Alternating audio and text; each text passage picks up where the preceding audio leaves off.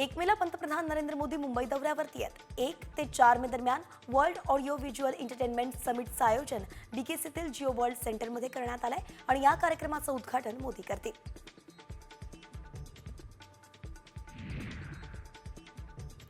आज राज्य मंत्रिमंडळाची बैठक आहे। या बैठकीत अनेक महत्त्वाच्या मुद्द्यांवरती चर्चा होऊ शकते।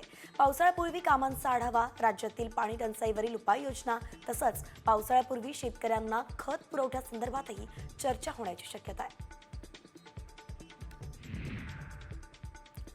माळशेज घाटात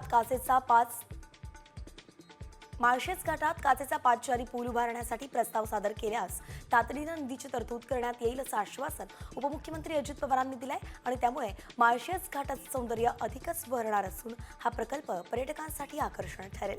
या पुलाचा प्रस्ताव आमदार किसन कथोरेंनी राज्य सरकारकडे सादर केला होता।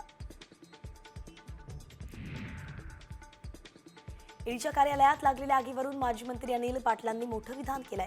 शेतकऱ्याच्या कडब्याला, शेताला, झोपडपट्टीला लागलेल्या आगी माझ्या दृष्टीनं महत्त्वाच्या आहेत असं अनिल पाटील म्हणाले।